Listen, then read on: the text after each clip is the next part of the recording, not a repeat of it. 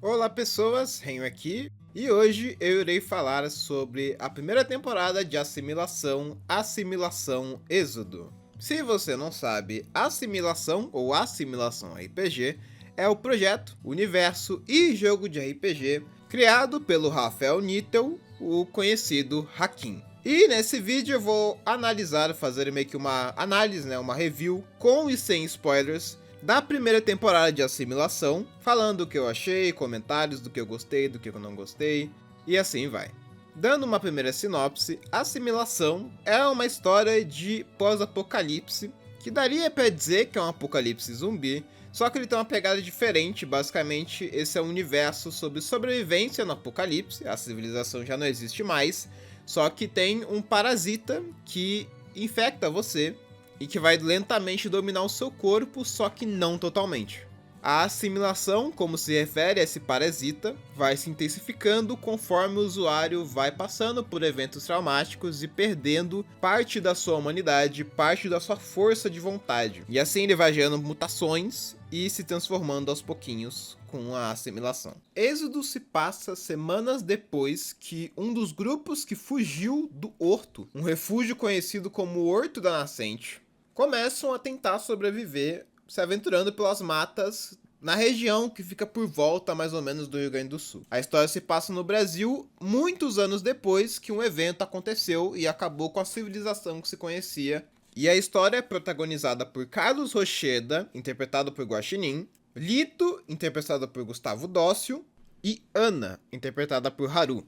Eles começam a história junto de seus dois companheiros, Patrick Rocheda, pai de Carlos, e Lúcia Portes. A dinâmica da história vai se desenvolvendo, eles vão encontrando outros sobreviventes. Logo no primeiro episódio, eles acabam encontrando outras pessoas e eles vão tendo que explorar esse mundo para conseguir mais recursos, encontrando criaturas e descobrindo mais do que sobrou da civilização passada.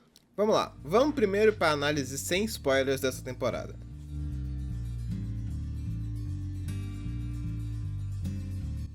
Com o primeiro vídeo que eu faço sobre assimilação, você deve estar estranhando um pouco do porquê que eu não decidi falar sobre o prólogo primeiro, antes de falar do Êxodo. Eu decidi fazer isso porque o prólogo ele é muito curtinho, mas muito do que tem nele não é necessário para você entender essa temporada, então acabaria ficando um vídeo muito curto eu falar só sobre o prólogo primeiro. Mas isso não significa que não vale a pena ver, é uma boa história de RPG streamado que eu assisti, é muito bom mesmo. Mas ele acaba sendo bem curtinho e é só um S se você realmente quiser ver, para você entender mais sobre quem são esses personagens que protagonizam o Êxodo, principalmente nesse comecinho. Então beleza, vamos falar sobre a dinâmica da história do Êxodo e para quem que eu recomendo essa temporada. Vamos lá, uma coisa que Êxodo se difere bastante da maioria das mesas de RPG streamado que tem por aí, pelo menos as mais recentes que surgiram, é a questão de que a história tem um desenvolvimento muito mais devagar que a maioria das narrativas que você vai ver por aí. Uma coisa que principalmente reforça muito isso é que os episódios são bem longos, tá? Eles são bem longos mesmo. Assimilação Êxodo saiu 2 anos antes de Hexatomb, se eu não me engano. E foi a primeira mesa que eu vi que tinha em média 5, 6 horas de episódio por episódio da série. E um dos motivos disso é o estilo de narrativa adotado pelo Hakim nessa temporada. Êxodo acaba sendo um RPG, e até mesmo o Hakim fala isso, que é uma história de RPG sandbox, né? É uma história de RPG que não tem exatamente um conflito ou uma trajetória muito guiada pelo narrador. Ou seja, a quase todo momento os personagens são livres para tomar o caminho que eles quiserem. E isso é algo que se assemelhou bastante para mim a mesas de RPG que eram gravadas, né, que eram colocadas na internet de antes de quando o RPG começou a se popularizar nos últimos anos.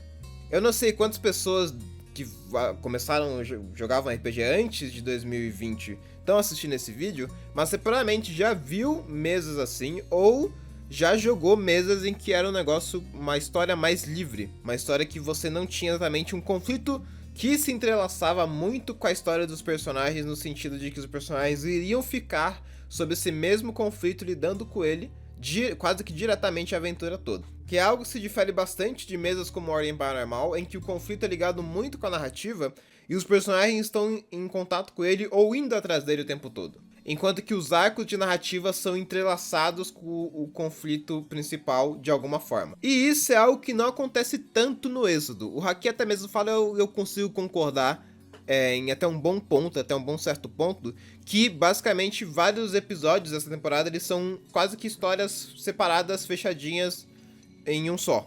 O que eu quero dizer com isso é, e tentando deixar um pouco mais claro, os episódios do Êxodo, os conflitos que acontecem nesses mini-arcos, eles não estão ligados ao conflito principal que se estabelece, o objetivo principal que se estabelece na narrativa, inclusive deixando ele até um pouco de pano de fundo às vezes, pelo menos é a impressão que dá. Então, se você não gosta tanto desse tipo de narrativa, em que é tudo meio que, entre aspas, disperso, talvez você não vai gostar tanto do Êxodo, porque realmente é quase como se você estivesse assistindo uma mesa, literalmente uma mesa entre amigos, porque não tem tanto essa questão de ter um objetivo que está intrinsecamente ligado na narrativa toda. Mas isso pra mim é um dos pontos chaves dessa temporada, porque eu acho ela tão interessante quando eu assisti, por isso que eu terminei ela, não desisti no meio. Agora, o que eu gostei muito de Êxodo é o como que o Hakim e toda a equipe fizeram um bom trabalho de apresentar o universo da assimilação, porque antes de Êxodo só tinha o prólogo,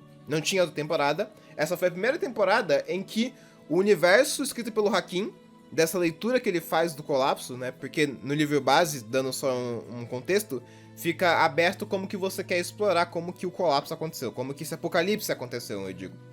E todos os episódios apresentam muito bem, né, a maioria deles apresenta muito bem o cenário que ele construiu e tudo o que acontece. São os arcos, apesar de serem desconexos mais ou menos com o que se torna a principal narrativa, que eu não vou dizer como, eles acabam sendo bons arcos de narrativa. São interessantes, você fica cativado pelo que está acontecendo e tudo mais. Os personagens do elenco principal são muito bons, tanto os NPCs quanto os jogadores, inclusive os jogadores que retornam e os novos. Eu posso confirmar que os personagens são um ponto muito de destaque dessa temporada, inclusive porque eles são muito bem aliados à proposta da história, que é até bom bem falar isso. A Assimilação é uma história sobre relações humanas, é uma história sobre conflitos humanos e uma história sobre sobrevivência e situações extremas em um apocalipse, que é o que você espera de uma história sobre pós-apocalipse no naipe de Assimilação. E é exatamente isso que os players entregam e é muito, muito bom mesmo. Toda a arte, todo o trabalho de ilustração dessa temporada é muito bom. A arte, no caso, dirigida pela GT Zone, que faz um trabalho impecável. Eu amei as artes de cenário, elas são muito bem feitas, né, que são feitas pelo Irnio.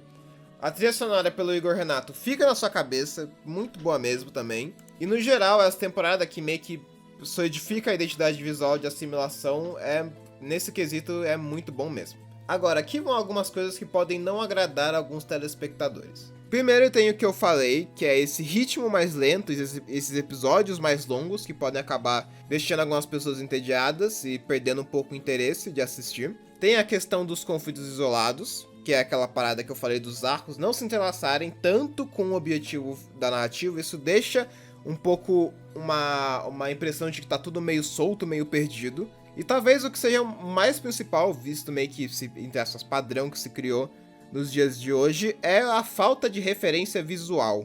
Eu falei sobre a arte, eu já vou deixar claro que a Assimilação, essa temporada tem bastante referência visual. Só que acontece que ele passa bastante no teatro da mente. Teatro da mente que eu tô falando na sua cabeça. Você vai ter que imaginar bastante pelo que tá sendo descrito. Apesar de quando você tá vendo a tela, você consegue ver as artes mudando, o cenário mudando e tudo mais. Só que comparado a mesas como Ordem Paranormal, isso acaba diferenciando bastante, você fica meio estranho, porque não tem os tokenzinhos, só tem os portraits, não tem tanto essa interatividade com o ramo de referência visual dessa história, o que acaba deixando um pouco difícil de imaginar algumas cenas, mas não é algo que seja extremamente crítico. Como eu disse, a arte dessa temporada é muito bem trabalhada, principalmente porque ela ajuda nessa questão de conseguir te situar e te ambientar na cena. Bem, de resto, Assimilação Êxodo é muito legal mesmo, eu gostei bastante. Apesar de ser uma temporada com desenvolvimento mais lento, comparada a outras histórias, e as outras temporadas que já tem disponíveis no canal da Assimilação, é uma boa história, principalmente no que ela se propõe, em como tudo vai se desenvolvendo. Apesar do desenvolvimento ser devagar, ele compensa pelo que ele entrega conforme a narrativa vai fluindo. Se você for aproveitar a história e realmente for ouvindo e gostando, você vai realmente se interessar cada vez mais conforme vai passando o tempo da narrativa. Então, se você já gostou do jogo, da simulação, do sistema, você provavelmente vai gostar de ver ele na prática nessa temporada, mesmo que nessa temporada não seja o produto final, porque o jogo ainda estava em desenvolvimento, né? O sistema estava em desenvolvimento nessa época, mas ainda assim vale muito a pena. É isso, aqui acaba a minha análise sem spoilers. A partir daqui eu vou falar com spoilers, então se você não quiser ver, você pode pular para essa parte do vídeo aqui onde eu finalizo, se você quiser ver o final, ou você pode continuar aqui para ver eu falar, comentar com spoilers, lembrando que eu vou falar sobre pontos principais da história, então se você quiser aproveitar e assistir, eu recomendo que você faça isso, porque senão eu vou acabar estragando a sua experiência. Mas é isso, aviso está dado.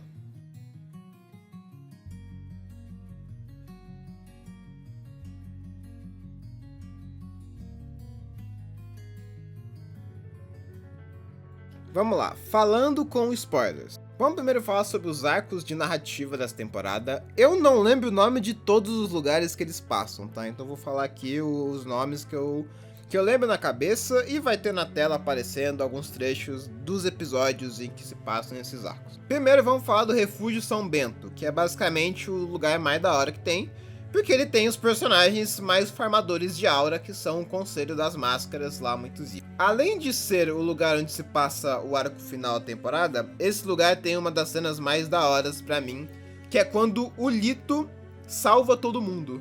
Se você não lembra, no episódio 3, basicamente, a cena final, quando eles estão fugindo pro barco pra fugir da Ilha do Refúgio, o Lito simplesmente toma o lugar do Noctua, que era um personagem interpretado pelo Matt, simplesmente deixando o resto do grupo fugir feliz da vida. E eu ainda boto fé que se não fosse pelo Lito, os personagens teriam morrido, porque eles estavam metendo sarrafo em geral, e eles iam eventualmente chegar neles. Então, pra mim, essa parte, apesar de fazer o Lito, né, como meio que um traidor dos personagens, deixou o personagem muito mais legal, principalmente depois que ele aparece no final, se mostrando e tal, desse tempo que ele ficou fazendo sacrifício pelos amigos dele. Inclusive essa arte do Mantis que aparece nesse episódio é muito irada, tá? Eu acho muito pica. Beleza, aí tem o arco do mercado. Puta que pariu, o arco do mercado, mano. Meu Deus do céu, fala num arco devagar, velho. Nossa senhora.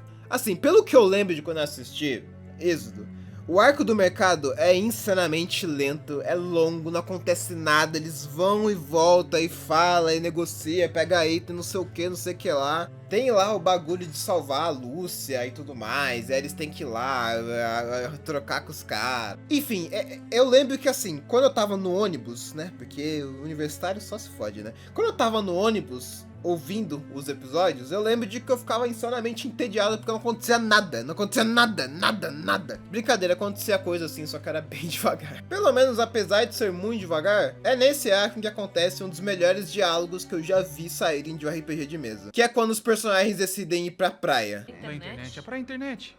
Que a praia é mais bonita de todas, um monte de gente surfando, todo mundo curtindo, navegando. Cadê as coisas que eu navegar aqui lá pro fundo? Não tem também.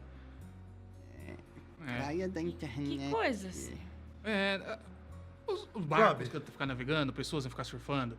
A porra do mundo tá acabando e tu quer surfar? Na praia da Você tem internet. alguma outra coisa mais legal pra fazer? Explodir coisas?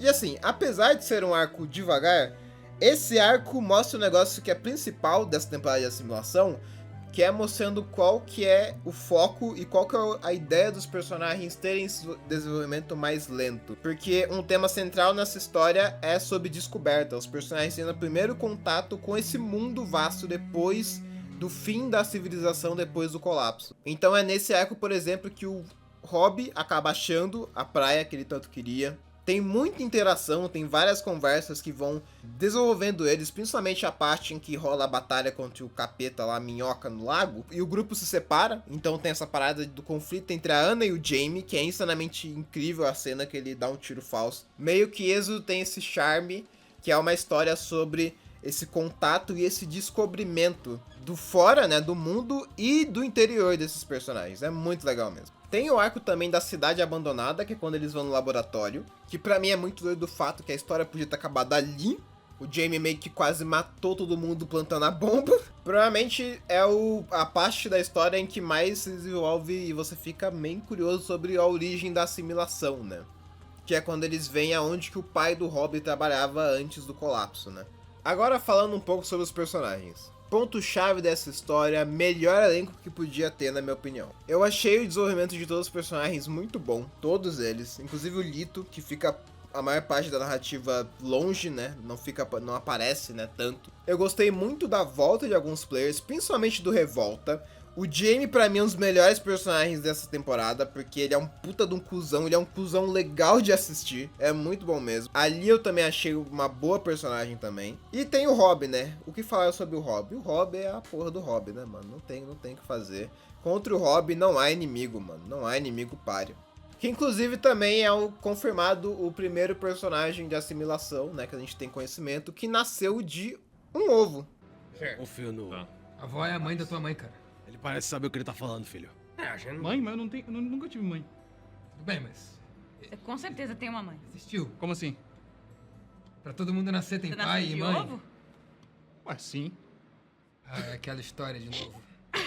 Pessoal, deixa pra lá! Você nasceu de um Gente, Tem também vários dramas e intrigas bem legais nessa temporada, principalmente a dinâmica entre o Jaime e o Edmundo. O Edmundo, melhor NPC, nunca errou. Tem o clima colorido entre o Jaime e o Carlos. E a Ana, né? A Ana.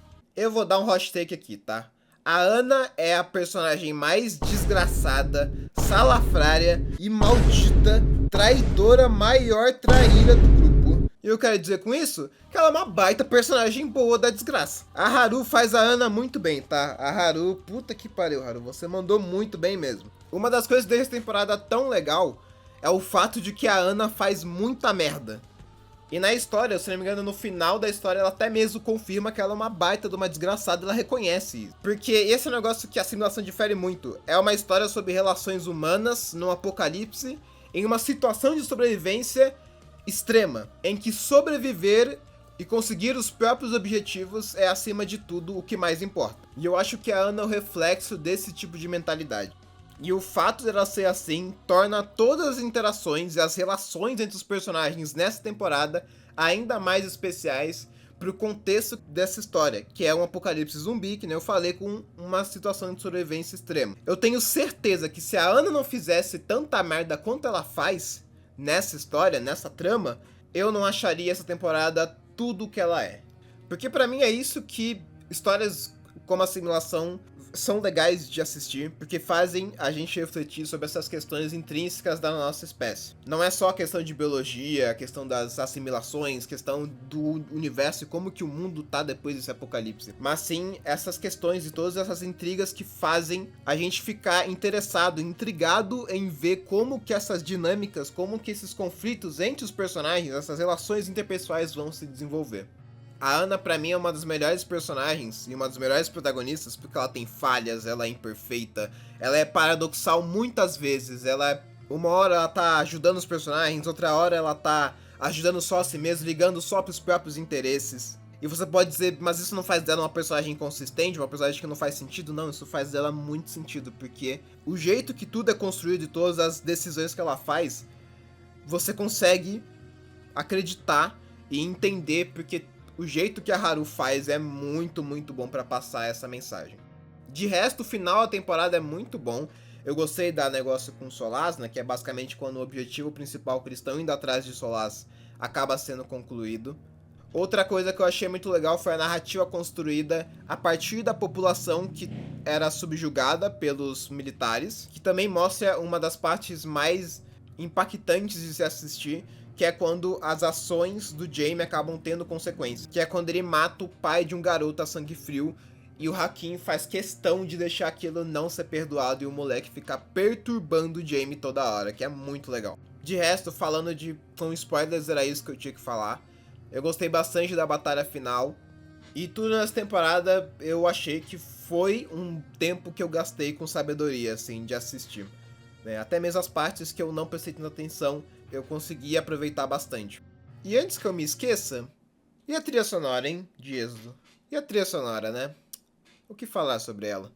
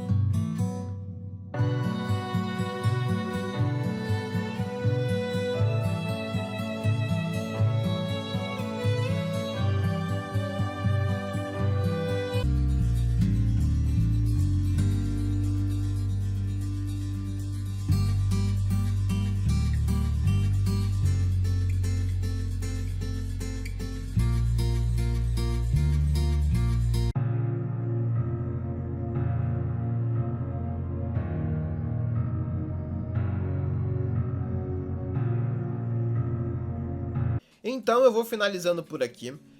No momento que eu estou gravando este vídeo, eu ainda não terminei Dia Zero, que é a temporada que vem depois dessa, né, que foi lançada depois dessa, nesse ano em 2026, que vai contar a história da origem, né, o primeiro dia do colapso, né, os primeiros dias depois que aconteceu toda a parada da simulação estourar. Já adianto que eu tô gostando muito do que eu tô assistindo até então, tá?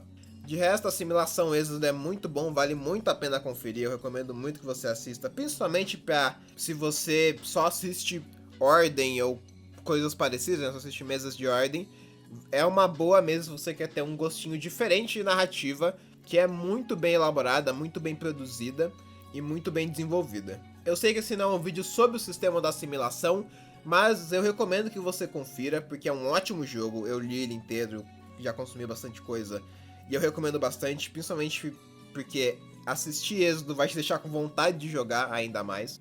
Esse é um projeto que eu vejo desde sempre que eu vi que tinha muito amor, muito carinho, e realmente tem isso, é muito bem feito, é muito legal mesmo, e é uma marca muito boa que nós temos, né, no nosso país de RPGs brasileiros. Então é isso, eu vou finalizando por aqui.